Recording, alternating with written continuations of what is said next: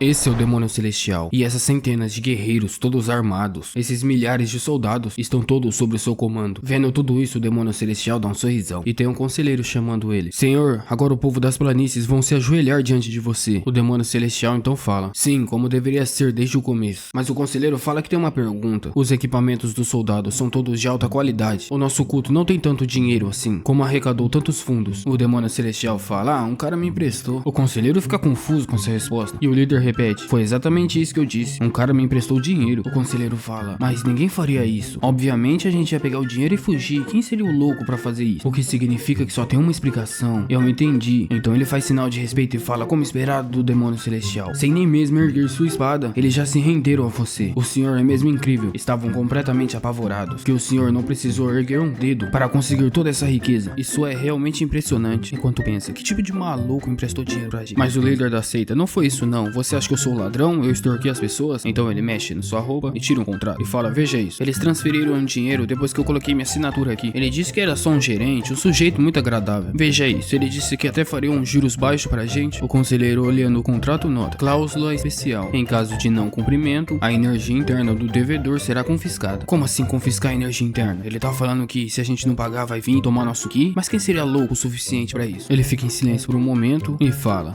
isso é só uma formalidade, eu entendo. Afinal, todo o ouro do mundo já pertence ao senhor. Então mesmo que o dia de pagamento seja hoje, isso não significa nada. O líder fala, exatamente. Assim que a gente conquistar as planícies, a gente devolve o ouro pra esse tal gerente. E o conselheiro fala, sim senhor, como esperado do verdadeiro demônio celestial, do culto sagrado. O senhor é incrível. O demônio celestial ri muito. Ele vai desembanhando sua espada. Ele branda ela pra cima e fala assim, eu sou o céu. Então ele dá ordem para seus soldados, saqueie e queime tudo. Começando por hoje, nós vamos comandar as planícies. Brandindo sua espada para frente, ele fala, vão. Todos gritam, sim senhor, ao seu comando. E todos partem em direção à guerra. O líder observa todo o seu exército partir. Ele se senta, pega um copo de bebida e toma calmamente. Mas alguém aparece nas suas costas falando, olá, caro crente. Ele se assusta e pergunta quem tá aí. Ele vê que é um rapaz e uma mulher. É o mesmo rapaz de antes, o gerente que emprestou dinheiro pra ele. E uma moça muito bonita. Os dois chegaram sem fazer barulho algum. E o líder reconhece ele. Lembra que ele é o gerente. Mas ele fica surpreso porque ele não sentiu a presença dele. E ele chegou nas suas costas. Significa que ele é um grande mestre? Mas o demônio celestial é um mestre absoluto. O título de mais forte sobre o céu. Seus sentidos são tão aguçados, ele conseguiria ouvir uma folha a 1000 metros de distância. O gerente fala, desculpe te assustar, demônio celestial. Eu sou o gerente Kim, do Banco Continental. Nós encontramos de passagem quando você fez seu empréstimo da última vez, certo? O mestre pensa, uma saudação muito educada. Mas ainda assim eu sinto alguma coisa. Esse cara é perigoso. Esse cara é extremamente perigoso. O líder do culto fala, quem é você de verdade? O gerente fala, eu já te disse, eu sou só um gerente, o gerente Kim. Então ele saca um registro e fala, cliente, você sabe a hora e data de vencimento do seu empréstimo, certo? A senhorita do seu lado coloca um óculos. Então ela puxa o seu abaco, segundo o Google, e começa a fazer umas contas matemáticas. Ela confere o caderno mais uma vez, chega no ouvido do gerente e fala, o mesmo tá falando,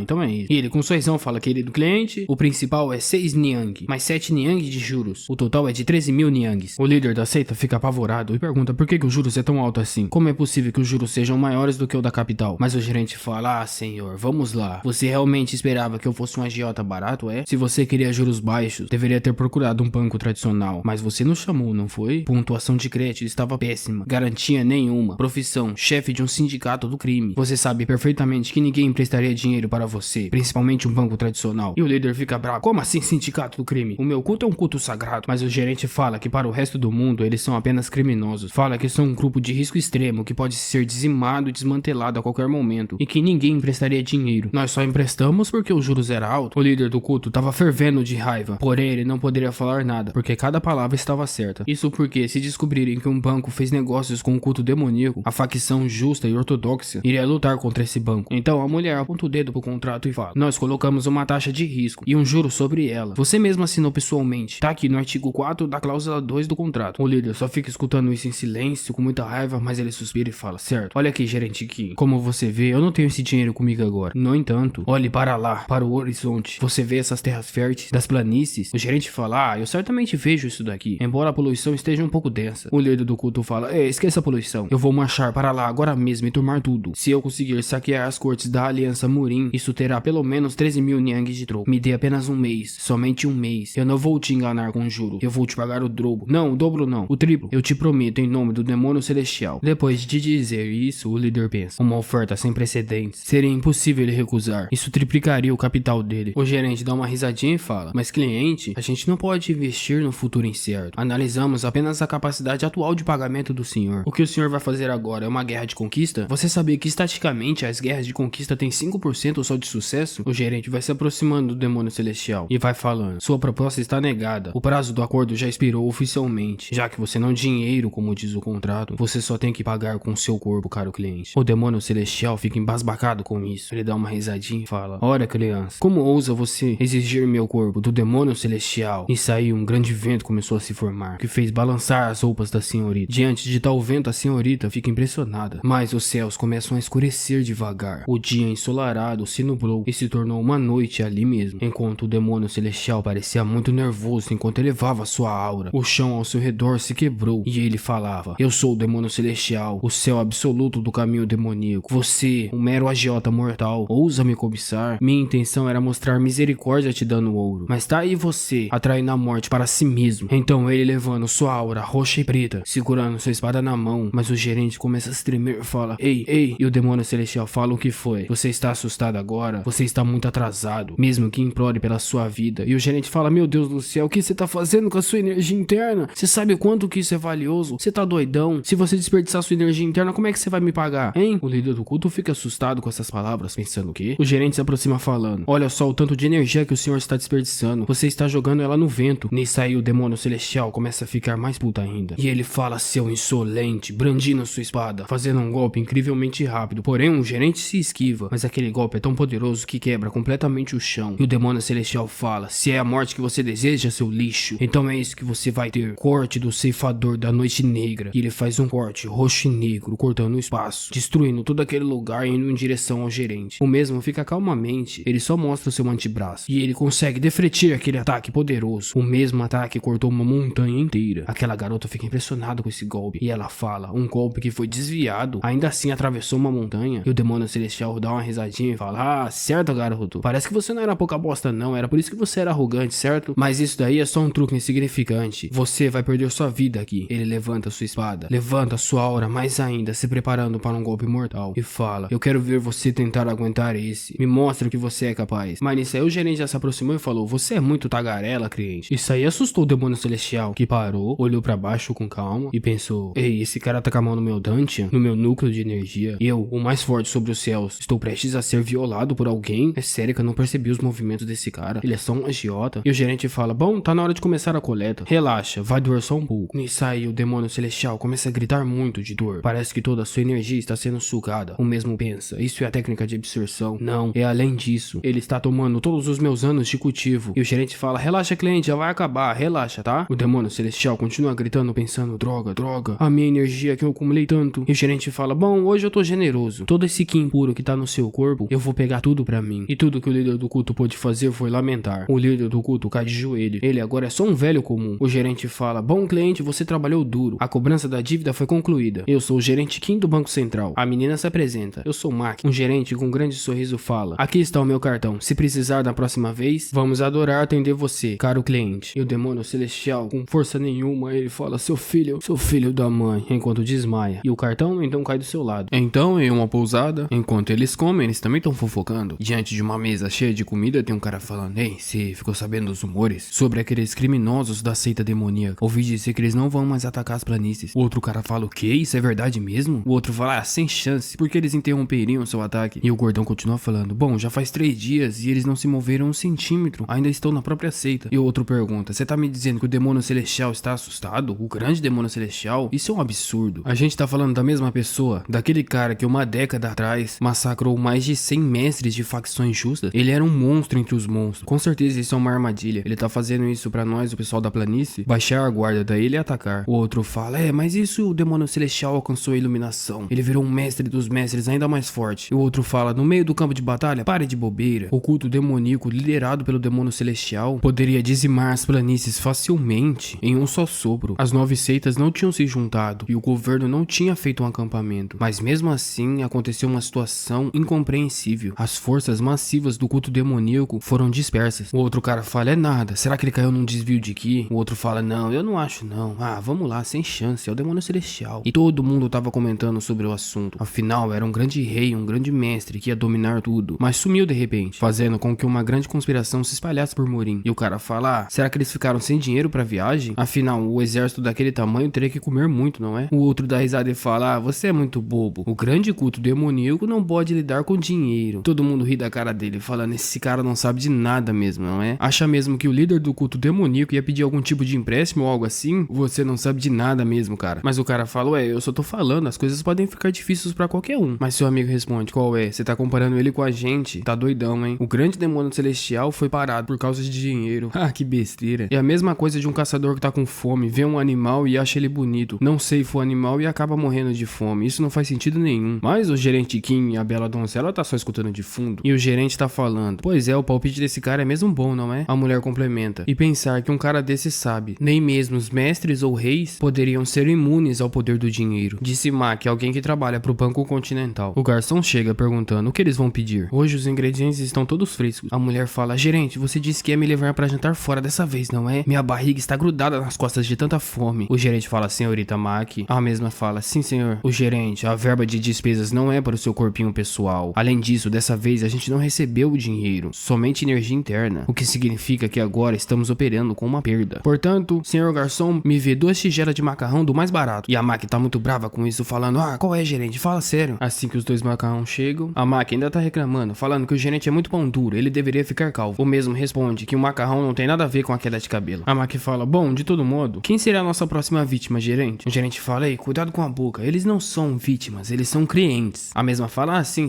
claro, cliente. O gerente dá um sorrisinho maligno e com um rosto demoníaco fala, nosso próximo cliente está no Monte Ruá. É nos mostrado, seita número 1 do grande continente, província Shan, mas o gerente está nos arredores. Ele fala, bom, estamos aqui, o nosso próximo local de trabalho. É nos mostrado uma cabana mais afastada. Alguém tá falando, pare agora mesmo. É proibida a entrada de pessoas não autorizadas. E o que traz um rapaz e uma mulher para um lugar tão remoto ao meio da noite? A mulher pensa, ei, eles são guardas. Mas por que tem guardas numa cabana tão miserável quanto essa? Que tipo de lugar deve ser aqui? O gerente fala que eles têm serviço e pergunta se eles se importam se o gerente entrar. O mesmo fala, não é qualquer um que pode entrar. Onde está o seu token de entrada? O gerente fala, eu não tenho algo assim. O cara fica se tremendo de raiva com isso e já vai sacando a sua espada. E ele fala, suma daqui agora mesmo. Se você sair agora, a gente te deixa ileso. Mas se ficar enchendo o saco, a gente vai derramar seu sangue. O gerente fala, bom, você não hesita. Parece que você já ceifou algumas pessoas, estou certo? Mas isso aqui não vai funcionar em mim. Acho que você precisa aprender uma lição. O guarda fala, que tipo de louco é você, hã? Ninguém vai derramar uma lágrima se você for ceifado, seu inútil. E ele parte na direção do gerente. O gerente só estende seu braço muito calmamente e com um grande sorriso. Ele dá um leve toque no braço do outro, que já quebra seu antebraço muito feio. O cara então nota que seu antebraço tá virado dos avessos e ele cai no chão, gritando muito de dor. O outro cara, olhando isso, fica bravo e confuso e fala, seu maldito, como ousa? E ele parte na direção do Prota, fazendo a arte da espada da cobra venenosa. Mas o Protinha para aquelas espadas como se não fosse uma espada de verdade e forçando pouca coisa os seus dedos para o lado, ele quebra aquela lâmina. O cara fica tão surpreso porque ele nunca viu isso acontecer na sua vida. Nisso aí o gerente Kim já tá nas suas costas e ataca seus pontos de pressão, causando muita dor naquele cara e deixando ele incapacitado. E o gerente Kim parece que aquilo ali não foi nada pra ele. A Maki fica olhando aquilo impressionada e ela fica pensando, ainda não consigo entender. Eu já vi muitos artistas marciais na minha família, mas o gerente não é de nenhuma seita e também não usa nenhuma técnica específica. Além disso, não faz muito tempo que ele subjugou sozinho o líder do culto demoníaco e não demonstrou nenhum pingo de medo. Até mesmo um grande mestre hesitaria um pouco contra o demônio celestial. Qual será que é a verdadeira identidade do gerente? Será que eu devo perguntar? Ela fica olhando com os olhos brilhantes, mas ela suspira e pensa, bom, acho que ele não vai me responder mesmo, então deixa pra lá. O gerente Kim tá olhando aquele cara sofrendo de dor, mostrando misericórdia. Ele ataca os pontos de pressão daquele cara, desmaiando ele, e depois desse showzinho todo, eles vão caminhando bem calmamente. A Maki pergunta se eles estão mortos. O gerente fala, não, eu só cortei os tendões do membro dele. Ele não vai mais poder cortar pessoas inocentes de novo. E o gerente fala, senhorita Maki, por favor, coloque-os no canto e depois me siga. A Maki pergunta, e por que você quer que eu faça isso? O gerente fala, sim, você, seria um problema se alguém visse ele. E o gerente vai andando, enquanto a Maki tá arrastando aqueles caras, falando, esse chefe é uma droga, maldito gerente, tomara que fique calvo. O gerente, bem sereno, abre a porta e continua caminhando pra dentro. Ele vê que tem um alçapão. Então, descendo as escadas, ele vê que tem um grande lugar naquela cabaninha simples. Aquele lugar tem muito dinheiro, muitas apostas. E parece que ali só tem a alta classe da sociedade. E alguns valentões que tem dinheiro também, claro. O gerente fica só observando essa situação toda. A Maki chega gritando, gerente. O mesmo fala, senhorita Maki, você tá aqui. Você tem que ser mais rápida da próxima vez. Você é muito lenta. A mesma fala que teria sido mais rápida se o gerente tivesse ajudado ela. Mas ela se pergunta, isso aqui é uma casa de jogos? Eu nunca ouvi falar de um lugar desse. É aqui que a gente vai trabalhar hoje? O gerente fala, exatamente, aqui mesmo. A Maki fala, mas tem algo de errado aqui. aqui. Parece que eu estou sendo sufocada com o ar. O gerente fala, é que aqui cheira a dinheiro. E o cheiro do dinheiro é um pouco desagradável mesmo. Então eles ouvem uma comoção. Uau, jovem mestre, você ganhou 3 vezes seguida. O gerente fala, encontrei. Aí está o nosso cliente. Então é nos mostrado um cara que tá apostando muito dinheiro naquele lugar. E na sua roupa tem o emblema do Monte Ruá. Um emblema da flor de ameixa. E ela pergunta pro gerente, esse cara é da elite da seita do Monte Ruá? O senhor tá falando que a nossa próxima vítima vai ser a seita do Monte Ruá? O gerente dá um suspirinho e fala, eu já te disse mais cedo, não é? Eles não são vítimas, mas sim um cliente. O discípulo direto do líder do Monte Ruá, o espadachim de flor de ameixa mais jovem da história, sendo seu nome reconhecido por Muri inteira. E o Pratinha tá falando sobre ele, falando que as habilidades de aposta dele são uma completa porcaria. A senhorita fala, mas gerente, não foi você agora há pouco que falou pra não ficar xingando o cliente? O gerente fala, eu só tô dizendo que as habilidades são ruins, não critique minhas palavras. A Maki fala, mais importante, essa informação está certa sobre suas habilidades de jogo serem uma completa porcaria? Pelo que eu estou observando agora, suas habilidades em apostas estão indo bem. E tá lá o jovem mestre, só observando. E eu mesmo falo, eu aceito, eu aumento em 10 Niang. Me mostra então sua mão. E o outro cara vai lá e mostra. E o jovem mestre fica muito feliz, porque ele ganhou de novo. E ele grita, ganhei de novo, e pega todo o dinheiro pra ele. E a Maki fala, você viu isso, gerente? Ele tá ganhando, ganhando e ganhando de novo. Bom, observando ele, os movimentos da sua mão, a expressão dele é rígida. Ele definitivamente parece um otário, mas será que ele não é incrivelmente sortudo? O gerente fala, sorte? Ele teria sorte se tivesse parado agora. Senhorita Maki, você sabe o que é mais assustador em uma mesa de aposta? Tem um cara falando pro jovem mestre, irmãozinho, você tá mandando muito bem, desse jeito você vai varrer a sala inteira. O mesmo cara ri e fala, irmãozinho, não é nada, eu só tô com sorte hoje. O cara que tava apostando com ele fica só dando um sorrisinho. E o gerente fala, bom, agora é que a gente observa. Vamos ver se ele vai conseguir manter esse dinheiro que ganhou. A Maki fica só observando em silêncio o que o gerente disse. E exatamente como o gerente disse, o jogo da mesa começou a mudar. Aquele cara que não tinha vencido, venceu uma. O pessoal fala, grande irmão, você só perdeu uma, tá tudo bem. Afinal, quem nunca perdeu um dinheirinho nas apostas? O irmão fala, exatamente, então vamos outro, eu quero uma revanche. E o cara já deu um sorrisão, como se tudo fosse de acordo com o plano dele. E depois disso, ele só começou a perder, perder e perder. E sempre falava a mesma coisa. Vamos de novo, dessa vez eu vou ganhar, eu tenho uma mão muito boa. É uma pena, não é? Parece que você só vem perdendo agora, jovem mestre. Aposto que vai ganhar alguma hora. O jovem mestre fala,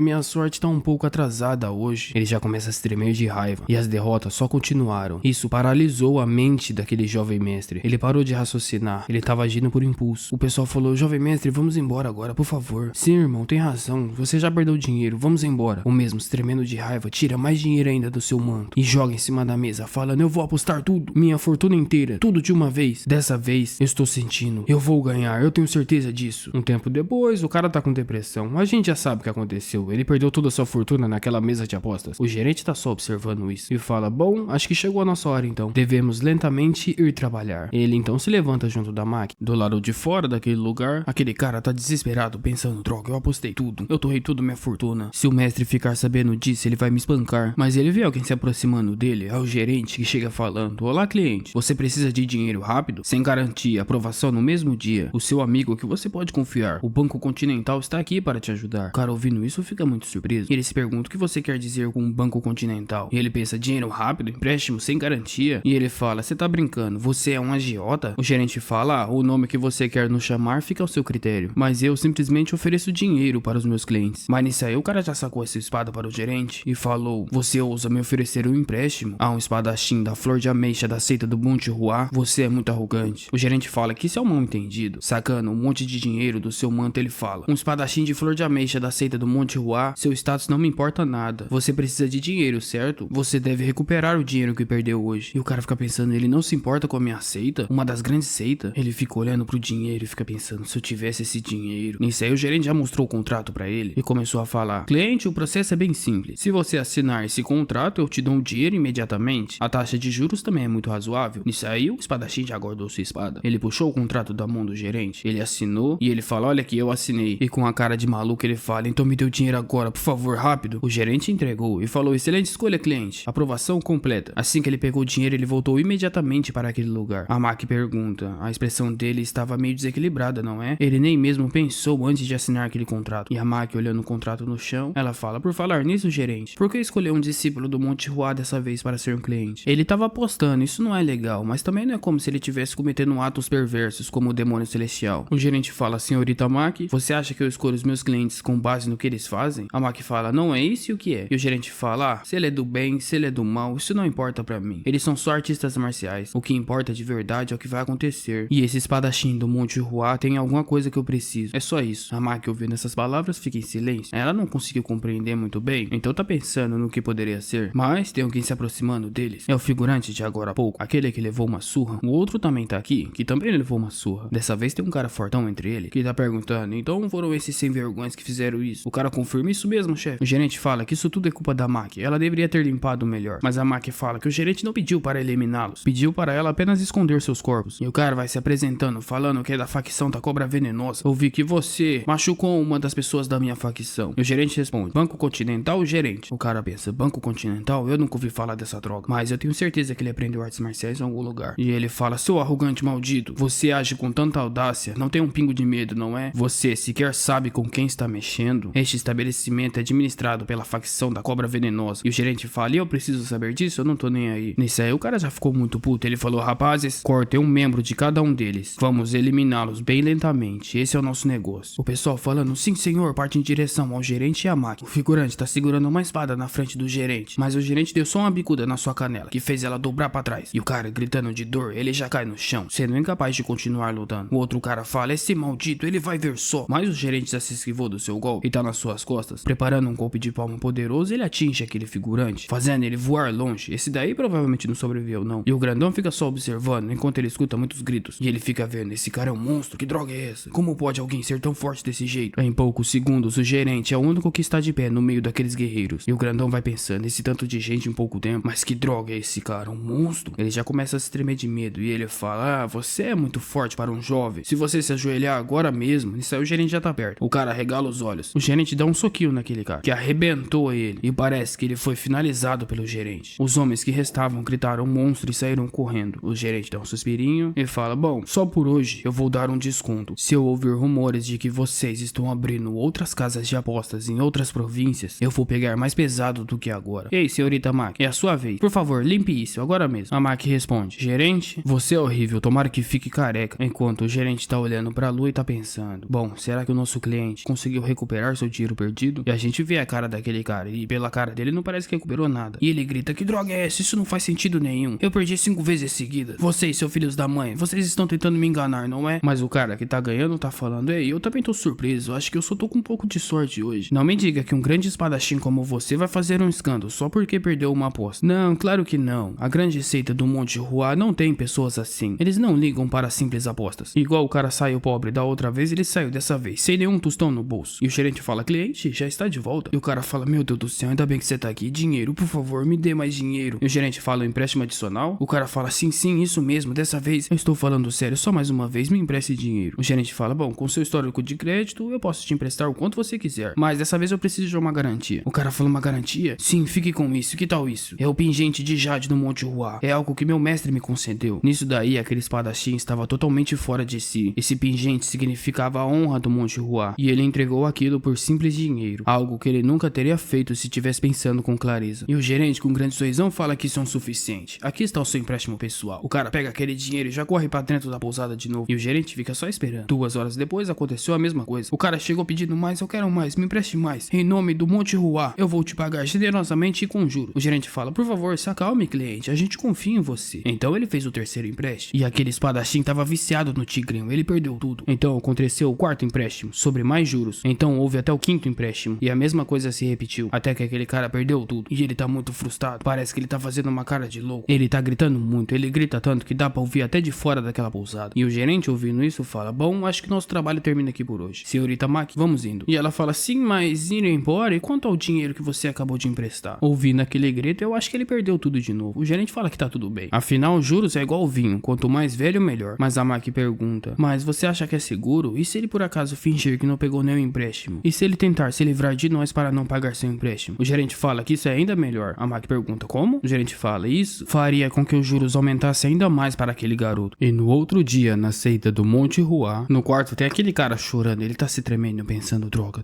o que eu fiz? Agora já era, eu tava louco. Por que eu dei aquele pingente pra aquele cara desconhecido? Eu não tinha garantia nenhuma, e mesmo assim ele me ofereceu dinheiro, então eu fiz besteira, droga. Se o líder descobrir isso, eu vou ser expulso. Mas se o mestre descobrir primeiro, ele vai me espancar. De qualquer forma, eu tô lascado. Aí tem alguém batendo na porta. O cara pergunta, irmãozão, você está aí? O líder da seita tá te te procurando. Nisso aí, aquele espadachim já ficou se tremendo de medo, pensando, droga, por que o mestre tá me procurando? Então ele vai lá se apresentar pro mestre. Ele tá surpreso, falando pílula da flor de ameixa. É nos mostrado então uma pílula que aumenta a energia interna do usuário. E ele fica pensando, uma pílula que qualquer artista marcial do mundo desejaria. Significa que eu não fui pego por ontem à noite. E o espadachim fala, senhor líder da seita. O mesmo tá dando um sorrisinho e fala, se você cair, não haverá futuro para o Monte Hua. Agora suma daqui e vá descansar. O mesmo com lágrimas nos olhos nem consegue devolver o presente. O espadachim quase chorou vendo aquelas palavras de afeto do seu líder. E ele pensa, se eu conseguir vender isso, talvez eu consiga recuperar o pingente de volta e não ser expulso do Monte Hua. Do lado de fora ele tá deprimido, pensando, eu sou um lixo, eu sou completo lixo. O mestre mostrou afeto por mim, uma completa besta. Ele nota então a comoção do pessoal. Tem várias pessoas no portão da seita. Os cidadãos estão agradecendo a grande seita do Monte Hua por eles abrirem suas portas e protegerem todo aquele lugar. Eles estão com grandes cestas de frutas e comida. O carinha fica só olhando de longe, vendo toda essa nobreza, fazendo com que ele se sinta pior ainda pelos seus atos perversos. Daí ele se range de raiva e ele pensa, caramba, eu sei o que eu preciso fazer. Sim, essa é uma escolha inevitável. Então ele guarda aquela pílula dentro da sua roupa, se levanta com determinação e pensa, eu vou vender. Mesmo se eu consumir essa pílula, eu só vou ficar um pouco mais forte. Mas se eu vender, eu consigo recuperar de novo meu pingente que o mestre me deu. De qualquer forma, ainda me sinto ingrato por vender o presente do líder. Mas eu preciso resolver esses problemas primeiro. Então na calada da noite, ele tá fugindo da seita do Monte Hua para poder vender aquela pílula que ele pegou do líder. Ele só consegue pensar uma coisa, mestre, me desculpe. Um discípulo mais velho do Monte Hua aparece e ele já saúda ele. Ele pensa, troca, o grande irmão é muito teimoso. E o cara fala, bom, deixe-me perguntar, por que você está tentando sair tão tarde da noite? O espadachim fala que ele estava se sentindo um pouco sufocado, então saiu para tomar um pouco de ar. O irmão mais velho pergunta, ar no meio da noite, por acaso você está fazendo algo errado? E o espadachim tá pensando, droga, eu deveria ter inventado uma desculpa melhor. Ele que não tem resposta, fica só com a mão no seu manto. O grande irmão percebe isso e pergunta,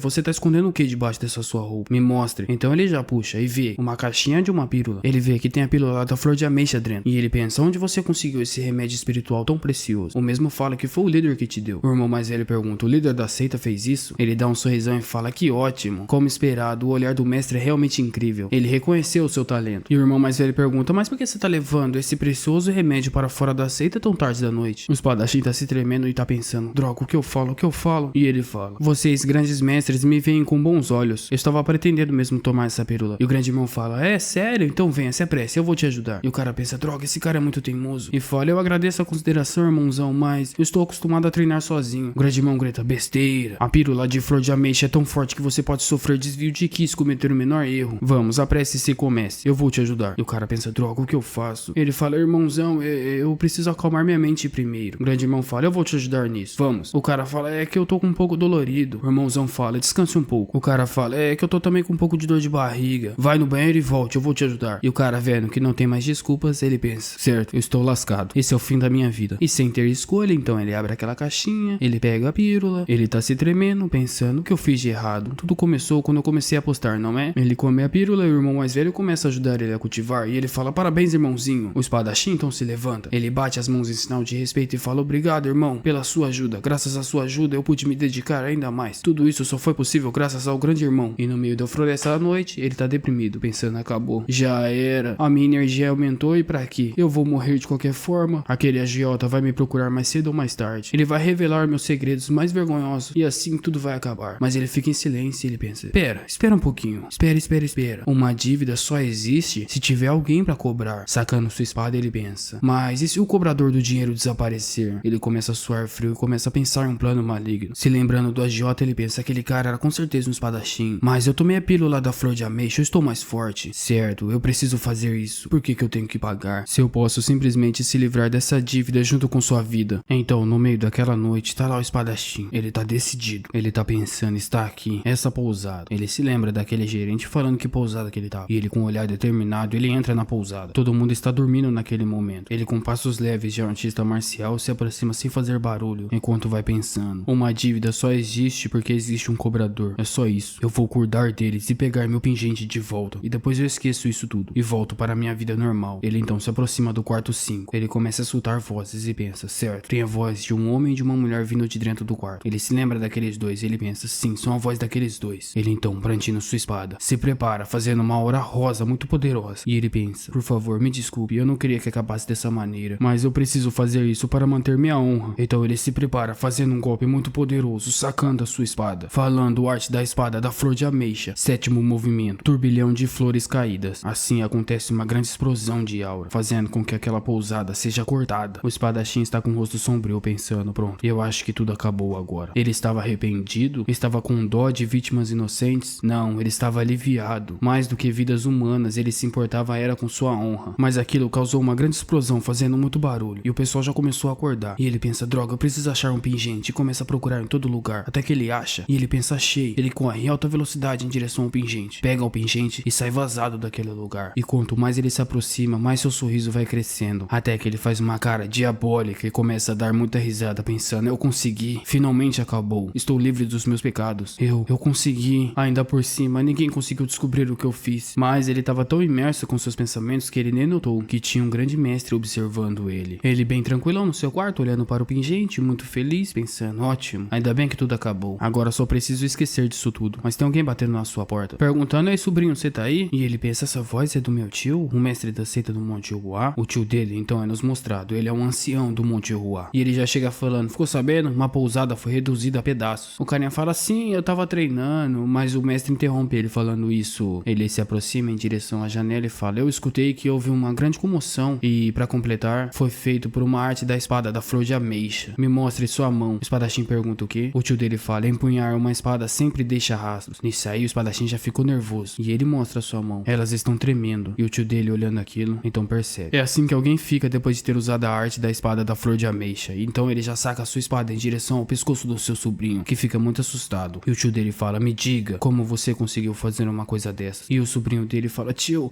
eu não fiz nada, tio. O tio dele fala, então você pretende fingir ignorância. Eu vi você saindo daquela pousada, criança. Você veio da rua principal enquanto sorria muito. Você assassinou civis inocentes e não sentiu nem um pingo de vergonha. Você deveria ser ceifado por ser um discípulo do Monte Ruá. O sobrinho dele, então, escutando essas palavras, já cai de joelhos. E ele grita, eu cometi um crime digno de morte. Eu estava apostando. E então ele contou toda aquela história que aconteceu. O agiota, aquela mulher, os empréstimos que ele fez, todo aquele dinheiro que ele perdeu e todo o sentimento que ele estava sentindo naquele momento. E ele fala, eu pretendia pagar eles de volta, eu realmente pretendia, mas eu continuei perdendo, depois eu perdi ainda mais. E o tio dele pergunta, então você resolveu ceifar eles? Pensou que sua dívida desapareceria se você se livrasse de agiotas? O espadachim fala, me desculpe tio, por favor, eu cometi um crime, por favor me perdoe só dessa vez, eu aceitarei qualquer punição de bom grado. O tio dele em silêncio fica observando isso, ele guarda sua espada e fala, levante criança. O espadachim com lágrimas nos olhos e a testa sangrando, o tio dele olhando pra janela pra fora fala, você é uma estrela em ascensão do Monte Ruá, não pode ser quebrada assim, eu vou ignorar isso dessa vez, esse incidente. O garoto com lágrimas nos olhos fala, tio, e o tio dele continua, isso não significa que você tem direito de se livrar de civis, mas por uma causa maior eu vou perdoar esse ocorrido, por uma causa do Monte Ruá. E aquele espadachim com lágrimas nos olhos fica muito emocionado com seu tio e fala, obrigado tio, muito obrigado tio, do fundo do meu coração, e chora muito enquanto o tio observa ele. E o tio dele fala, a propósito, quem você disse mesmo que eram os cobradores? Mesmo eles sendo agiotas, ainda assim não mereceu uma morte dessa. A gente deveria pelo menos rezar pela sua alma. O garoto fala, eu acho que o nome deles era alguma coisa como Banco Continental. O tio dele então fica paralisado. E o garoto, quando ia falar, tem sua gola agarrada pelo seu tio. E o tio dele fala, agora mesmo, o que você disse? O garoto fala, eu não entendi tio, eu disse Banco Continental, por quê? E o tio dele começa a tremer muito, começa a se tremer muito de verdade. E ele fala trêmulo, Banco Continental, você disse Banco Continental? O nome era Banco Continental? O garoto fala, sim tio, era Banco Continental, acho que o nome do cara que me emprestou dinheiro era gerente, algo assim. O tio dele paralisado de medo. Em alta velocidade então, o ancião da seita do Monte Ruá abre as portas do quarto do líder e ele grita, líder da seita. Ou mesmo bem calmo fala, que confusão é essa, meu companheiro? Ainda mais no meio da noite. O ancião fala, senhor, a gente tem um problema muito sério, líder da seita, me escute. O líder fala devagar, nega, fala baixo, pra que tanto alarde? Tenha dignidade como um ancião. Você precisa ter a mente serena. A ponta de sua espada precisa ser igual a de um pincel. Você precisa sempre manter a calma no coração. Mas o ancião tá gritando, Banco Continental. O Banco Continental apareceu. O líder que estava calmo agora borrou a sua caligrafia. Ele soltou o lápis. Ele caiu e rolou enquanto aquele lugar ficava em silêncio. E o líder desesperado fala, Banco Continental? Ele abre a boca pra falar alguma coisa, mas ele fecha porque não conseguiu falar nada. Então pergunta, por que o Banco Continental? Pera aí, por que você tá falando disso agora? O que isso tem a ver com o nosso Monte Ruá? O ancião fala, é o Xeon, aquele espadachim. Ele disse que ceifou alguém do Banco Continental com suas próprias mãos. anciãos. O líder pergunta, isso é verdade? Eles estão realmente ceifados? O ancião fala que isso não foi confirmado ainda. O líder pensa, ceifou eles? Alguém do Banco Continental? E o líder fala, com a autoridade que me deram, eu dou a ordem. Chame cada discípulo agora mesmo. E o ancião pensa, com a ordem que foi dada a ele? Isso é somente em casos urgentes. E o mestre continua falando, traga também Xion, aquele espadachim. Eu preciso ouvir cada detalhe da boca dele. O ancião então se levanta e vai saindo. Antes de sair, ele faz uma pergunta ao líder da seita, perguntando, será que aqueles dois? Será mesmo que aqueles dois? O líder fica só em silêncio observando isso, enquanto se lembra. A Guerra Continental. Hoje em dia ninguém mais se lembra. Poucos se lembram daquele nome. Mas alguém que se lembra muito bem é o atual líder da seita do Monte Ruá. Porque quando ele era criança, ele viu centenas de seus companheiros dos mais fortes serem derrubados por alguém do Banco Continental. Como ele poderia esquecer desse nome? O nome daqueles seres que eram considerados supremos no mundo Morim. Alguém que era verdadeiramente chamado de o mais forte sobre os céus. Alguém que estava apenas caminhando e quase causou a queda do Monte Ruá. Então agora no presente ele fala, eu não sei se aqueles dois eram de verdade, mas se apresse e cumpra minha ordem. A sobrevivência do Monte Ruá está em risco. Todos os dormitórios estavam vazios. Todo mundo estava reunido no pátio central da seita. E todo mundo estava cochichando. Ei, o que aconteceu de tão grave assim? É uma emergência? A gente tá em guerra de novo? O pessoal ainda tá com sono, pensando,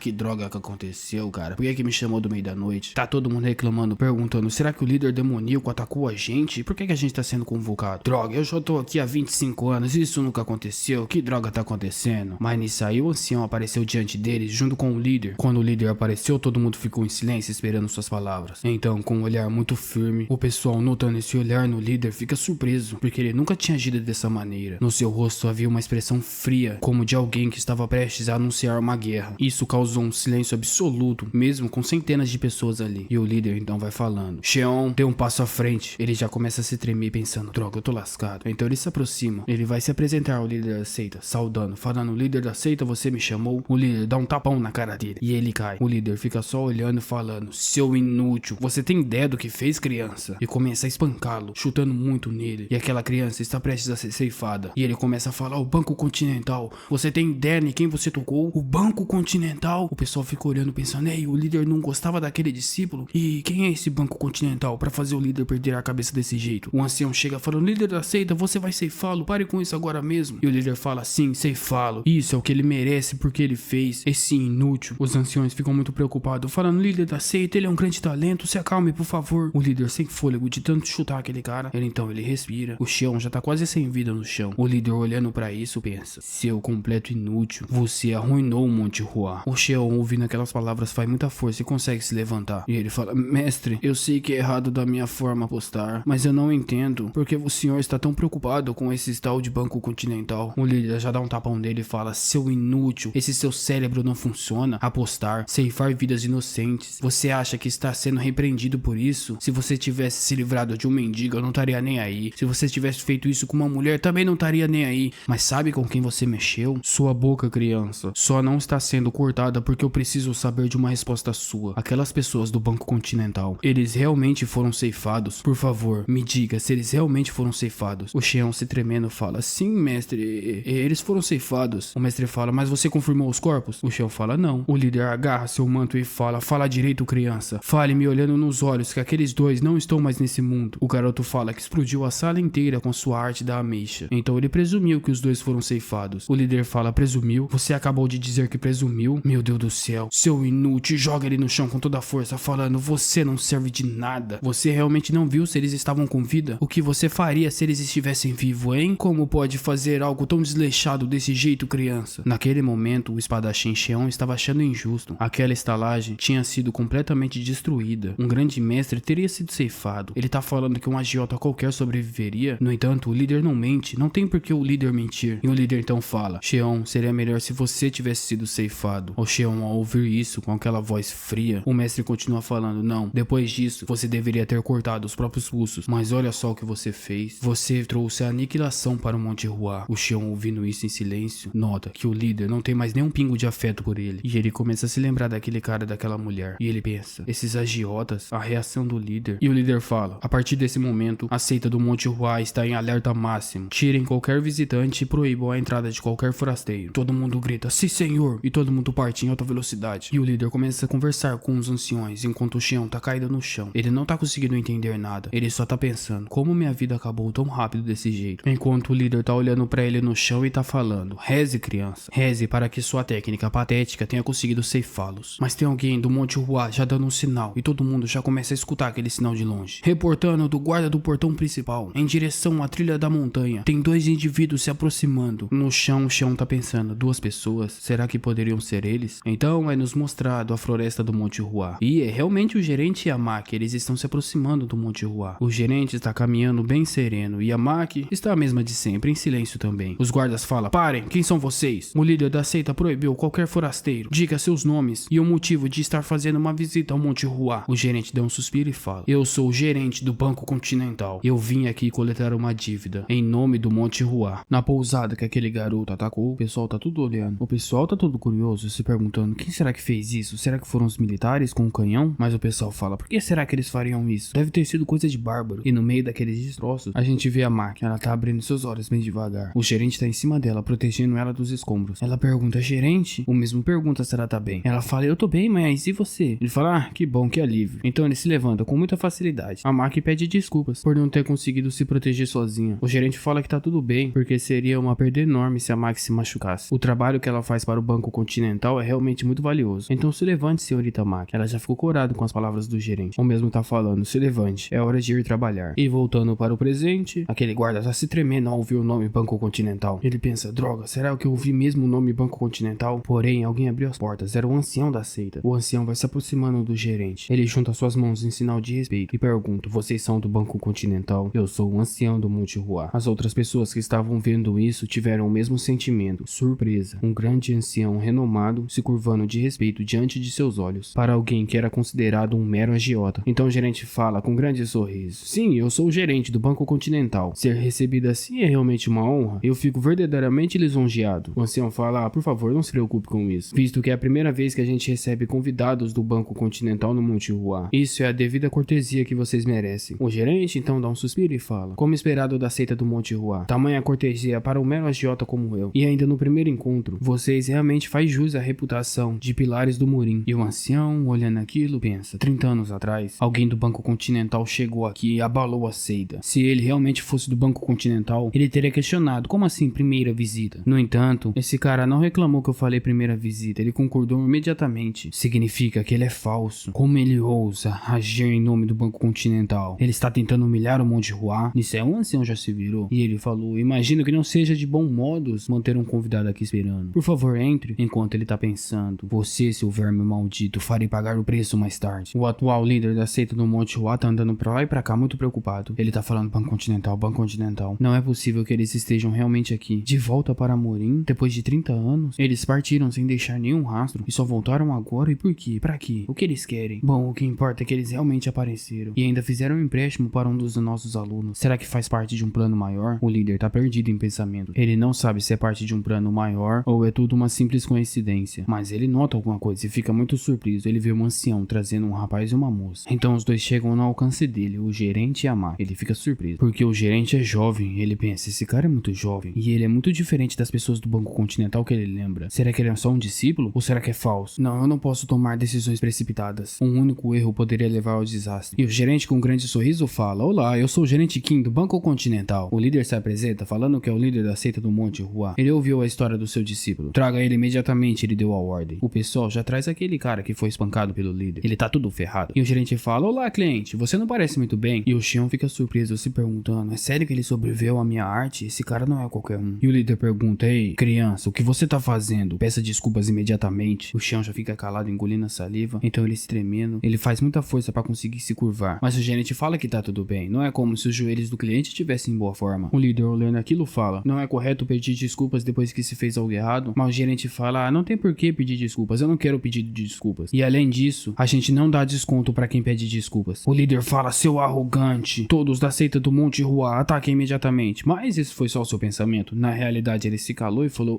certo. Então, vamos entrar e terminar nossa conversa, senhor. O gerente fala que não tem necessidade de prolongar isso, não. Ele vai acertar as contas aqui mesmo. Então, chegou a vez da Maki. Ela puxou o seu óculos. Também puxou o seu abaco junto do seu livreto. Ela tá preparada para fazer as contas. Então, ela só começa a fazer as contas matemáticas. E ela fala: o primeiro empréstimo ficou em 500 niang. Mas daí tem um juros, é de 1000 niang. Então, tem um segundo, terceiro, quarto, quinto empréstimo. E chegando ao todo, o juros adicional pelo período comigo. O total ficou entre 21 mil niangues de prata. O pessoal ouvindo isso pensa, 21 mil niangues? Como isso é possível? E o cara tá pensando, meu Deus do céu, que juros é esse, cara? Como assim eu devo 21 mil? Eles me enganaram. Então o líder fala, bom, traga aqui. 20 mil niangues de prata era imensurável para uma seita como o Monte Ruá. Eles pregavam a virtude, então não tinham muito dinheiro por causa disso. Porém, sendo uma das grandes seitas, ele ainda tinha esse dinheiro. E o líder pensa, que sorte. Se a gente conseguir dar todo o nosso dinheiro, a gente ainda consegue se livrar do Banco Continental. Mas ele é interrompido em seus pensamentos, que é o gerente falando, não esqueça da parte mais importante, hein? Eu vou cobrar uma compensação pelo preço da vida. Pela tentativa de assassinato de um discípulo do Monte Ruá, serão cobrados 10 mil niangues de ouro. E o líder fica em silêncio, pensando, essa quantidade só seria possível somente para o governo. E olha lá, uma seita jamais conseguiria pagar isso e não ficar em um prejuízo tremendo. E o líder pensa, entendi, esse cara veio aqui querendo lutar, então eu preciso tomar minha decisão. Será que eu transformo o Monte Ruá numa seita miserável? Ou ele se lembra dos acontecimentos de 30 anos atrás e pensa, será que eu faço do Banco Continental o nosso inimigo? E o ancião chega perto do líder da seita e fala, líder, agora há pouco ali no portão, ele conta dos ocorridos, achando que aquele cara era falso. E o líder ouvindo isso pensa, o que? Você tá dizendo que eles são falsos? Tem certeza disso? O ancião fala, vale a pena arriscar, são 10 mil niangues de ouro. Não tem como pagar isso aí não, cara. O ancião, se tremendo, fecha seus olhos e toma uma decisão muito difícil, falando, forme a formação de espada da flor de ameixa. Nisso aí, os discípulos mais fortes rodearam o gerente Yamagi, a elite do Monte Ruá. Todos eles estavam posicionados para atacar. Mesmo que isso fosse errado e o clã fosse um lugar de virtude, todos já estavam brandindo suas espadas para um simples agiota. Yamagi fica impressionado vendo aquela quantidade de aura, pensando, eles são todos elites, e ainda flores da ameixa vermelha, e vai se rodeando uma grande técnica, a formação da espada da flor de ameixa. O líder tá muito preocupado, ele tá só em silêncio observando, e ele pensa que é uma pena. Se ao menos os mais fortes do clã estivessem aqui, que droga, eles estão na Aliança Murim. Os que a gente enviou para a Aliança Murim são conhecidos como os mais fortes do Monte Ruá. São indivíduos que estão entre os 3 mais fortes do ranking, azul, vermelho e branco. Aqueles com o título de flores de ameixa branca são conhecidos como mestres absolutos. Bom, mas imaginando que essa situação é um plano, isso tá tudo de acordo com o plano dele, não é? Então uma grande formação rosa e muito poderosa já tá rodeando o gerente. O mesmo fala, bom, tudo bem então, as coisas iam ficar nesse ritmo de qualquer forma. Ele vai debruçando a manga da sua roupa. E o líder grita, até mesmo para o demônio celestial não seria fácil lidar com essa quantidade de aura e discípulos da seita do Monte Ruá. Manere sua arrogância, sua criança. E daí tá todo mundo partindo em direção ao gerente, fazendo formação da flor da espada primeira forma, ponto da flor de ameixa única. E quando aquele golpe está bem perto do gerente, ele rebate com um simples movimento de braço, sem nem mesmo sacar sua espada. E toda aquela técnica é desfeita no ar, enquanto os discípulos voam para muito longe, e eles caem no chão, não podendo fazer nada. Eles estão cuspindo sangue, aquela técnica foi completamente interrompida. O líder tá de boca aberta, muito surpreso com isso, se perguntando como isso é possível. Nós lutamos até mesmo contra os demônios celestiais. A formação da espada mais forte, o motivo de orgulho da seita do Monte Ruá. Esse cara não é brincadeira. Esse cara chamado Gerente Kim é um monstro absoluto. Então o líder fala, levante-se, reorganize a formação, lutem ao máximo, como se sua vida dependesse disso, não deixe o futuro do Monte Ruá acabar aqui. E o gerente dá só um suspirinho e fala, meus caros clientes, eu vou cobrar uma taxa adicional por causa de agora. Voltando um pouco atrás, a gente vê uma conversa do gerente com a Maki. A Maki tá perguntando, gerente, quanto a gente vai cobrar da seita do Monte Ruá? Sem contar os empréstimos, ainda tem os juros. O gerente fala, senhorita Maki, quanto custa uma vida humana? A tentativa de homicídio, será que 100 mil moedas de ouros é razoável? Ela pensa, 100 mil moedas de ouros? Daria pra comprar uma seita inteira com esse dinheiro. O gerente fala, é mesmo? Então que tal a gente dar um desconto? Que tal 10 mil moedas de ouro? A Maki fala, entendi, não é à toa que você quis vir para a seita do Monte Ruá. Você planejou isso desde o início? Mesmo se eles tivessem esse dinheiro, por que eles entregariam para a gente? O gerente fala, e se eles não entregar? Não tem problema, é só a gente pegar outra coisa no lugar. E ela pensa, tá brincando, não é? Ele planejava desde o começo tomar o ki deles, igual fez com o demônio celestial. E o gerente pergunta, Maki, você sabe qual é o maior patrimônio da seita do Monte Ruá? Não é dinheiro, nem mesmo suas artes marciais. O que eles têm de mais valioso é o tempo que eles acumularam. No presente, eles estão atacando o gerente com a formação da flor da espada, segunda forma, dança selvagem da flor de ameixa. E quem parece que tá dançando é o gerente, que se esquiva com muita facilidade de um golpe extremamente poderoso, tão poderoso que acaba atravessando a seita inteira e batendo na parede, fazendo um sinal de flor. Tem outro espadachim tentando cortar o gerente, mas ele só se esquiva com muita facilidade. Outros 4 espadachins atacam o gerente ao mesmo tempo. O mesmo esquiva muito tranquilo, e todos aqueles golpes poderosos passam por ele, formando um furacão de aura rosa, destruindo tudo ao seu redor. Porém, mesmo com esse poder imenso, nada encostou no gerente. E o líder, olhando isso, já tá suando frio. Ele tá pensando, como esse cara se move desse jeito? Esses movimentos não são de humano. E ele já dá ordem, falando pro resto ir lutar também. Eles precisam comprar o máximo de tempo que for possível, porque se eles perderem aqui, isso significaria o fim da seita do Monte Ruá. O gerente, ouvindo isso, dá um suspiro. Então ele dá um pisão no chão. Só isso já é o bastante para eliminar a elite da seita do Monte Ruá, que faz os discípulos voarem para longe com muita facilidade. E enquanto eles ainda estão no ar junto com os destroços, o gerente faz rápidos movimentos com a palma da mão, assim arremessando pedregulho nos discípulos. E ele elimina a elite da seita do Monte Ruá, jogando pedra neles. Nenhum discípulo ali é páreo para o gerente. Mac tá observando tudo desde o começo. Ela tá muito impressionada com o gerente. Ela tá de boca aberta, mas não consegue falar nenhuma palavra. E em poucos segundos, tudo que resta em pé é só o gerente. Ou mesmo tá falando. O Monte Ruá não mudou nada, não é? Eles continuam mandando discípulos inexperientes para o combate. Mas ele olha pro lado, tem uma energia rosa. Terceira forma de formação da espada de flor de ameixa. Estrelas cadentes de flores de ameixeira. E o gerente fala, entendi, então era isso que vocês estavam esperando. Estavam confiando tudo nesse golpe. Mas ele, abrindo sua mão, faz uma espada de aura amarela. Então ele se prepara com um sorrisinho muito pretensioso no rosto. E ele corta aquela técnica ao meio. Com uma facilidade tremenda, ele deixa os anciões de boca aberta, até os discípulos mais velhos. Todos viram o orgulho da seita do Monte Ruá ser cortada ao meio por um homem que não estava nem brandindo uma espada de verdade. O gerente Kim tá só com um sorrisinho. Ele já sabia que isso ia acontecer desde o começo. Então ele percebe, ele viu que todo mundo caiu ao redor dele. Ninguém mais é capaz de fazer nada. E o líder tá pensando, como isso é possível? Que tipo de ki esse monstro tem? E o gerente fala, bom, agora que terminou a gente pode conversar decentemente. Ele chega bem perto do líder e fala, vamos começar o acordo, caro cliente? O líder, se tremendo, fala, eu fiz a escolha errada. Em vez de escolher lutar, se eu tivesse apenas entregado aquele espadachim Xion, teria acabado dessa forma do mesmo jeito? Ou teria sido diferente? O gerente dá um suspiro e fala, bom, talvez, mas a seita do Monte Ruá jamais teria feito essa escolha, igual há 30 anos atrás. Então o líder se lembra de 30 anos atrás e pensa, esse cara, ele planejou tudo,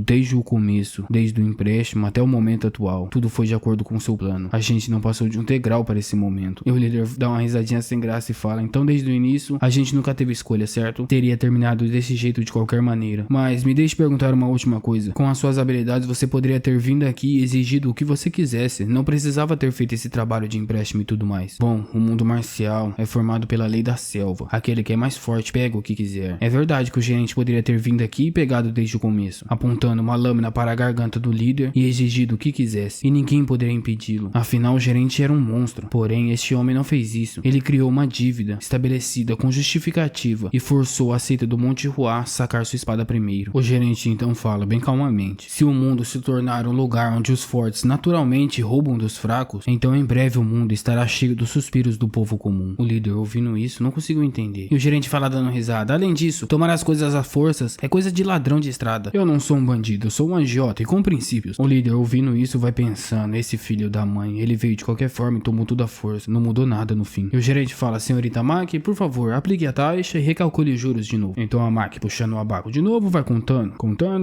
e o barulho de ir contando vai deixando o líder cada vez mais frustrado. E ela contava e não parava mais, o líder tava ficando louco. E ela fala, bom, incluindo o adicional, o total chega a 50 mil moedas de ouro. Os anciões estão de boca aberta de novo, pensando, já era. O líder fala, 50 mil moedas de ouro, desculpe, grande herói Kim, a seita do Monte Ruá não tem esse dinheiro todo. O gerente fala, com certeza, eu imaginei que seria difícil pagar tudo de uma vez. Quando o pagamento é difícil, outros clientes geralmente escolhem entre duas opções. Primeira, pagar com seu corpo. Com corpo eu quero dizer com ki interno. Especificadamente o ki interno de todos os espadachins que me atacaram agora há pouco. O pessoal vendo isso já fica se tremendo de medo. E o líder pergunta, e qual seria a outra? O gerente, bom, a segunda seria entregar algo de valor equivalente. Pode nos dar algo que pertence ao Monte Ruá que vale a cerca de 50 mil moedas de ouro. O líder fala, não me diga que você quer os manuais de técnicas secretas da seita do Monte Ruá. O gerente fala que eles não aceitam manuais secretos como pagamento. O Murim não aceita ficar tomando técnicas de outra seita. Então nós também não aceitamos isso. O gerente fala, senhorita Mac, a última página do livro de registros. Então a Mac saca do caderninho mostrando a foto de uma espada. O líder ficou muito assustado olhando para aquilo. Ele ficou muito assustado. E ele fala, espada do dragão amarelo da família Joe. O que você quer dizer com isso? O gerente fala, não se faça de bobo. Está aqui na seita do Monte Ruá, não é? A espada imperial que você recebeu 30 anos atrás como pagamento por aquele incidente. Considerando a dívida quitada apenas com essa espada em vez de 50 mil moedas de ouro, um ótimo negócio, não é? Mas o líder implora falando, eu quero te dar a arte da seita do Monte Ruá, por favor, pegue os manuais secretos. Ou então, por favor, pegue qualquer coisa, pegue minha energia interna, pegue tudo o que quiser, mas por favor, não pegue a espada do dragão da família Joe. Ele pensa, se o mundo souber disso, a gente vai ser tratado como cachorro e descartado pela Aliança Murim. O gerente fala que a oferta final dele já foi feita e não haverá mais negociações. Então agora é hora dele fazer a sua escolha. E o líder, então, cerrando seus dentes, ele abaixa sua cabeça e fala: entendo. Desde o início era tudo o que ele queria. Então ele chama o ancião e fala: traga aqui a espada do dragão amarelo da família Jill. Traga aqui imediatamente. E o líder de cabeça baixa entrega ao gerente. O gerente vê que a espada é de verdade, ele dá uma olhadinha, tá conferindo pra ver se a espada é real. Quando ele confirma, ele dá um sorrisão e fala: obrigado, prezado cliente. Seu empréstimo foi totalmente quitado. Foi pelo gerente Kim do Banco Continental. Junto com a Maki, esperamos atendê-lo de novo novamente em breve. Por favor, fique com o cartão, prezado cliente. Depois ficou o líder, os anciões e os discípulos tudo em silêncio. Havia um silêncio absoluto naquele lugar. Até que o líder fala: nossa seita do Monte Hua fechará seus portões por 10 anos. Isso fazendo com que todo mundo ficasse chocado e extremamente decepcionado. Fazendo com que todo mundo caísse em lágrimas. Porque aquele era o fim da seita do Monte Hua por pelo menos os próximos 10 anos.